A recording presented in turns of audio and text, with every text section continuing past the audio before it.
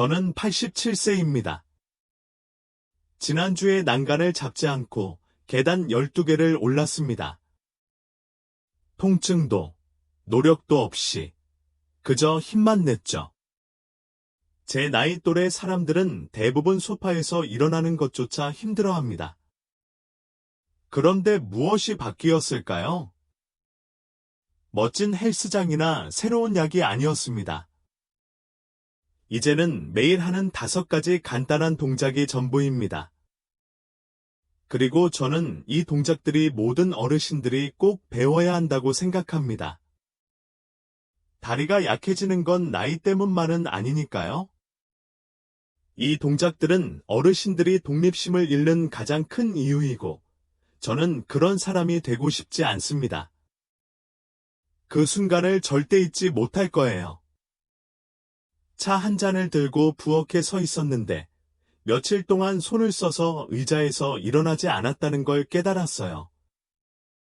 예전에는 두 손으로 몸을 앞으로 흔들고, 팔로 몸을 지탱하고, 온 힘을 다해 밀어내야 했죠. 그런데 이제는 마치 40살로 돌아간 것처럼 매끄럽고 힘없이 일어섰어요. 하룻밤 사이에 된 건 아니지만 몇 년이 걸린 것도 아니었어요. 단 하나의 동작으로 시작됐죠. 너무 단순해서 아무것도 바꿀 수 없을 것 같았던 동작이었어요. 앉으세요. 서세요. 앉으세요. 서세요. 저는 이걸 제 의자 일어서기 챌린지라고 불렀어요. 특별한 기계도, 웨이트 트레이닝도 없이 의자와 다리, 그리고 제 의지만으로요. 대부분의 노인들은 이 사실을 깨닫지 못하지만 팔을 사용하지 않고 의자에서 일어설 수 있는 능력은 미래의 이동성은 물론 수명까지 예측하는 강력한 지표입니다. 노인의학 저널 오브 제리액믹스에 발표된 한 연구에 따르면 도움 없이 의자에서 일어서는 동작을 5번이나 할 수 있는 노인들은 향후 2년 동안 낙상, 골절, 입원 위험이 유의미하게 낮았습니다. 그럼에도 불구하고 우리는 더 이상 할 수 없을 때까지 이를 당연하게 여깁니다. 천천히 시작했어요. 딱 5번만 반복했죠. 무릎과 발목이 일직선이 되도록 하고 발은 바닥에 짚은 채 허벅지와 엉덩이 근육에 집중하며 힘을 썼어요. 쉽지는 않았어요. 다리가 후들거렸고 숨이 가빠지기도 했죠. 하지만 매일 아침 식사 전에 그렇게 했어요. 그리고 단 2주 만에 이상한 게 느껴졌어요. 다리가 더 이상 무겁지 않게 된 거예요. 계단 난간을 주무르는 것도 멈췄어요. 심지어 전화를 받으러 거실을 가로질러 뛰어가는 제 모습을 발견하기도 했죠. 아시다시피 대부분의 사람들은 운동 능력을 잃을 때까지 기다렸다가 고치려고 합니다. 하지만 87세가 되어서야 저는 무시할 수 없는 진실 하나를 깨달았습니다. 근력을 키우지 않으면 서서히 근력이 약해지고 있다는 것입니다. 몸은 우연히 근육을 유지하는 것이 아니라 요구에 반응합니다. 그리고 이 동작 하나만으로도 몸에는 딱 필요한 만큼의 근육이 필요했습니다. 저는 이 동작을 친구, 이웃, 심지어 제 담당 의사에게도 보여줬고 모두들 얼마나 빨리 효과가 나타나는지 보고 깜짝 놀랐습니다. 하지만 꾸준함이 가장 중요합니다. 일주일에 한 번도 생각날 때마다 하는 것도 아니고 매일 아침 식사 전에 변명도 하지 마세요. 아름다운 부분은 바로 이겁니다. 헬스장 쥐가 되는 게 아니라 힘과 자유, 그리고 넘어질까봐 두려워하지 않고 집에서 당당하게 설 수 있는 능력을 되찾는 것이죠.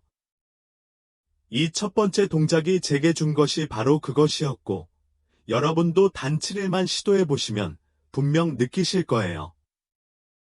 하지만 이건 시작에 불과했어요. 제가 다음으로 추가한 동작이 하나 있는데 대부분의 사람들이 간과하는 동작이죠.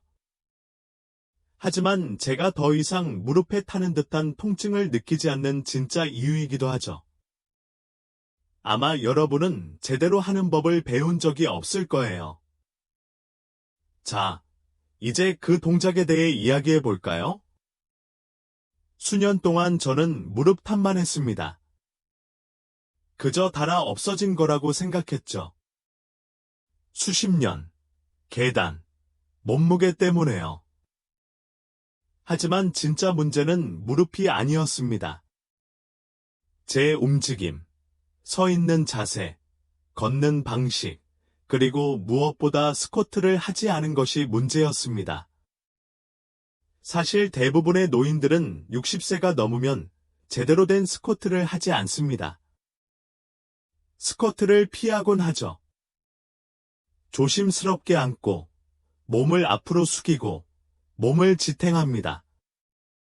하지만 우리가 깨닫지 못하는 것은 우리 몸이 우리를 지탱하도록 설계된 바로 그 근육들을 멈추도록 훈련시키고 있다는 것입니다. 둥근, 대퇴사두근, 종아리는 서서히 힘을 쓰지 못하게 되고 그렇게 되면 모든 압력이 무릎에 집중됩니다.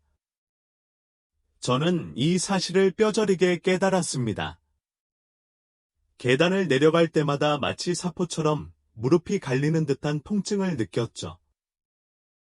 의사들은 크림과 알약을 처방하고 심지어 주사까지 권했지만 물리치료사가 인비저블 월 스쿼트라고 부르는 운동을 시도하기 전까지는 아무런 효과가 없었습니다. 믿기 어려울 정도로 간단하죠. 등을 벽에서 몇 인치 떨어뜨리고 발을 어깨 너비로 벌린 채 섭니다. 그리고 마치 앞에 벽이 있어서 무릎이 앞으로 나아가지 못하는 것처럼 천천히 몸을 낮춥니다. 핵심은 무릎이 발가락을 넘어가지 않아야 한다는 것입니다. 대신 마치 보이지 않는 의자에 앉으려는 것처럼 엉덩이를 뒤로 밀어냅니다. 생각보다 훨씬 힘들었어요. 처음에는 몇 인치도 못 내려갔어요.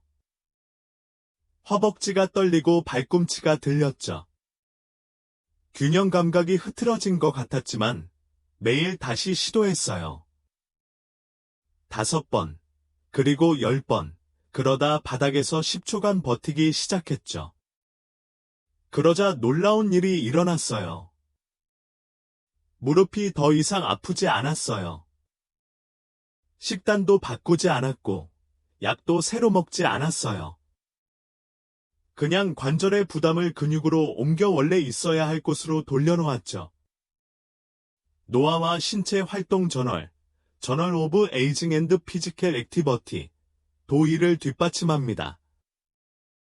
기능성 스쿼트를 일상생활에 접목한 노인들을 대상으로 한 연구에서 4주 후 무릎 통증이 37% 감소했고 하체 근력이 크게 향상되었습니다.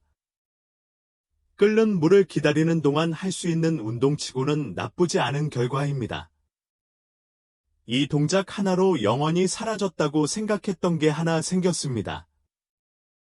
바로 제 다리에 대한 믿음입니다. 난간을 잡지 않고도 계단을 내려갈 수 있었고, 아래 선반에서 무언가를 꺼내려고 무릎을 꿇을 수도 있었습니다.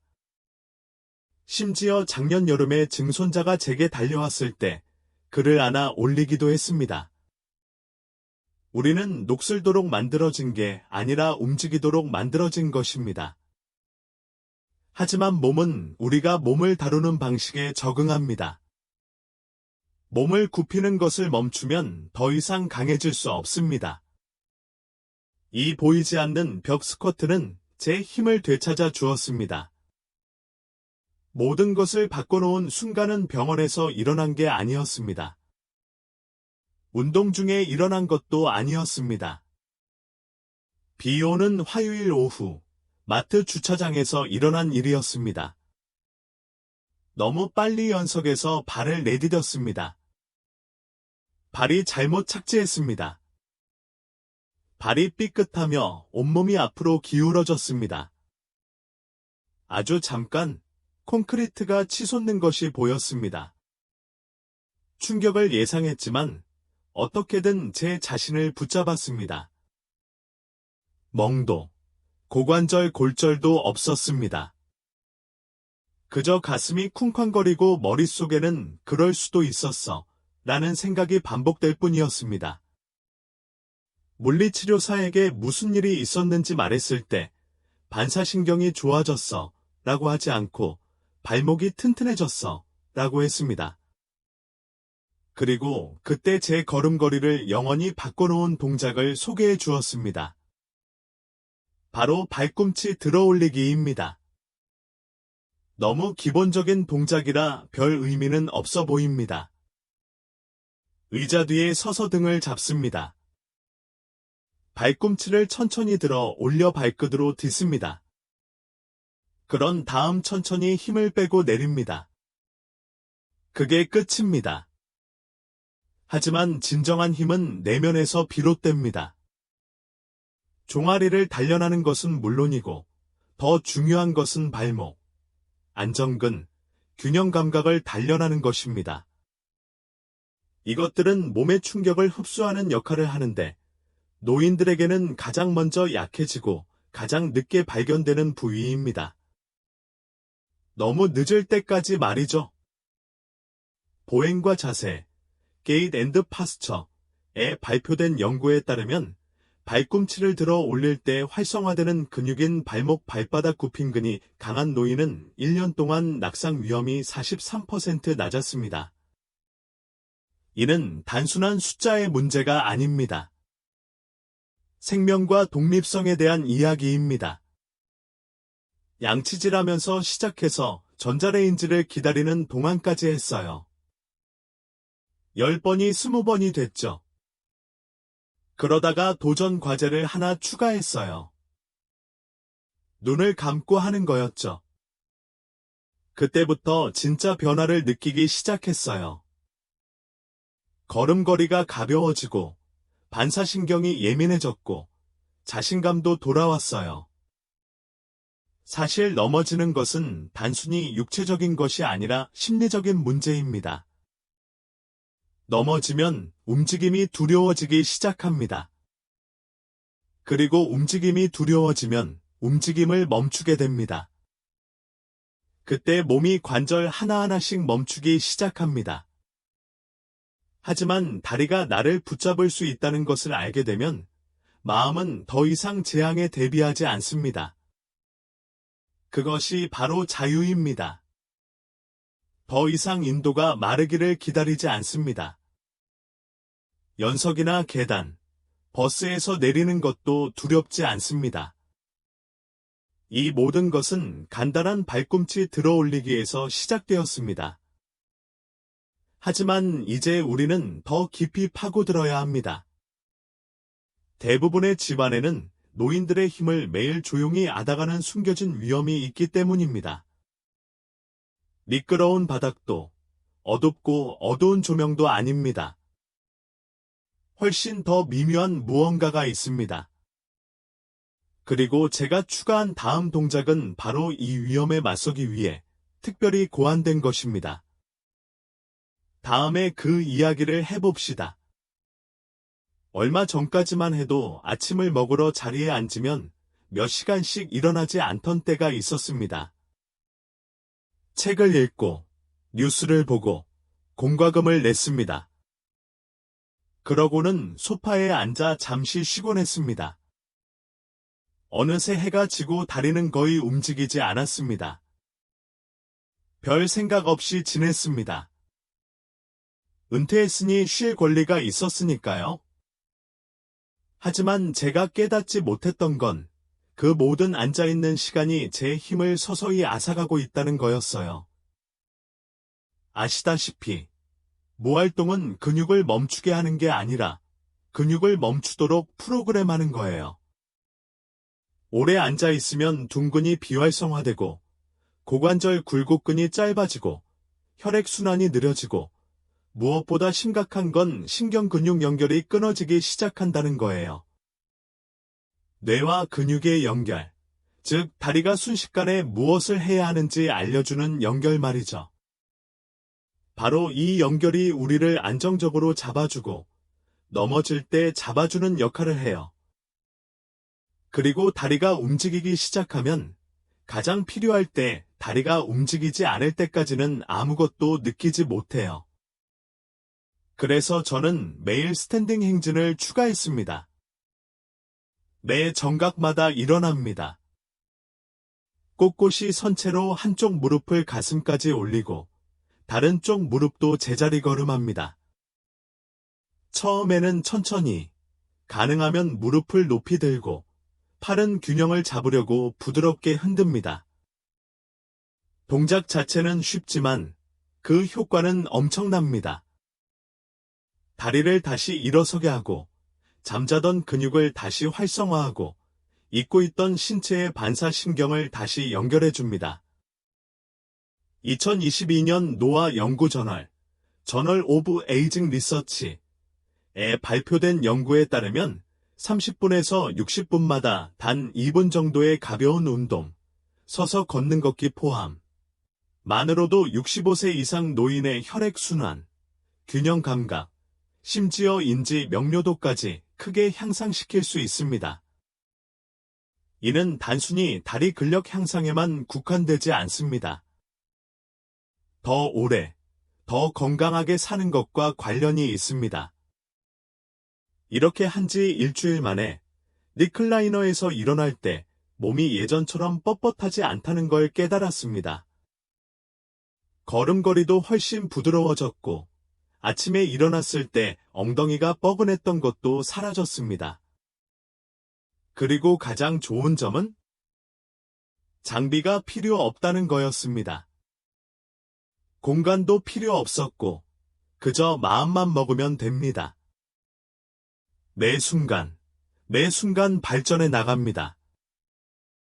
처음에는 어리석게 느껴질 수도 있고 어색하게 느껴질 수도 있습니다. 하지만 이 점은 말씀드리고 싶습니다. 제가 이 수업을 가르친 모든 어르신들이 제게 감사를 표하셨습니다. 단순한 움직임이 아니라 추진력, 모멘텀이기 때문입니다. 60세가 넘으면 추진력이 모든 것을 좌우합니다. 하지만 아직 끝나지 않았습니다. 다리가 튼튼하고 균형 감각이 뛰어나더라도 무시할 수 없는 중요한 요소가 하나 있습니다. 바로 5번째이자 마지막 동작입니다. 이 동작은 다른 모든 동작을 하나로 묶어주는 접착제와 같습니다. 단순히 신체적인 동작만이 아니라 심리적인 동작까지 아우릅니다. 우리가 가진 가장 강력한 근육을 단련하는 것이죠. 아니, 심장을 말하는 게 아닙니다. 이 동작에 대해 이어서 이야기해 보겠습니다.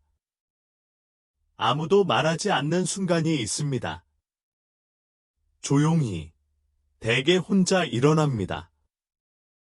앉으려고 하는데 주저합니다. 다리가 약해서도, 의자가 멀어서도 아닙니다. 하지만 잘 해낼 수 있을지 확신이 서지 않기 때문입니다. 그 순간의 의심, 그 작은 멈춤은 내가 몸의 의문을 품기 시작하는 순간입니다. 그리고 일단 그 씨앗이 심어지면 빠르게 자랍니다. 두려움이 스며듭니다. 움직임이 느려지고 자신감이 사라집니다. 그리고 다음 순간, 덜 움직이게 됩니다. 할 수 없어서가 아니라 두려워서입니다. 그래서 제 5번째이자 마지막 데일리 동작은 화려하지 않아요. 뉴스 헤드라인을 장식하진 않겠지만 저를 구해줬죠. 마인드머슬 리셋이라고 불리는 이 동작은 간단한 기술로 시작됩니다. 바로 호흡에 집중하면서 균형을 잡는 거죠. 제 방법은 이렇습니다. 꼿꼿이 서서, 가능하면 맨발로 서세요. 한 발을 땅에서 2.5에서 5cm 정도 들어 올립니다. 높이는 아니고 체중을 옮길 수 있을 만큼만 들어 올립니다. 그런 다음 눈을 감고 깊고 천천히 숨을 들이마십니다. 코로 들이마시고 입으로 내쉬세요. 10초 동안 가만히 있는데 집중하는 게 아니라 제 몸을 느끼는데 집중합니다. 발목의 흔들림, 종아리의 긴장, 그리고 몸을 똑바로 세우기 위해 코어가 미세하게 조절하는 움직임까지요. 저항하지 않고 그저 숨 쉬며 알아차립니다.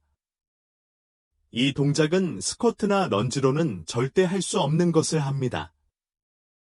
마음과 근육을 다시 연결하고 뇌와 몸 사이의 신경 피드백 고리를 재건합니다. 그리고 이 고리는 당신을 안정적이고 민첩하며 안전하게 지켜주는 지휘센터와 같습니다. 노화 신경과학 저널의 연구에 따르면 균형 훈련과 호흡 조절을 병행하면 고유 수용성 감각, 즉 신체의 위치와 움직임을 감지하는 능력이 크게 향상됩니다. 노인의 경우 이러한 훈련은 3개월 동안 낙상 위험을 최대 50%까지 줄일 수 있습니다. 하지만 그보다 더 중요한 것은 신뢰를 회복한다는 것입니다. 저에게 필요한 것은 바로 신뢰였습니다. 바로 신뢰였습니다. 제 다리가 저를 잡아줄 것이라는 신뢰, 샤워 중에 넘어지지 않을 것이라는 신뢰, 그리고 생각 없이 연석을 넘을 수 있다는 신뢰였습니다. 그리고 이 연습을 할 때마다 매일 아침 단 60초만 해도 그 신뢰가 되살아나는 것을 느낍니다.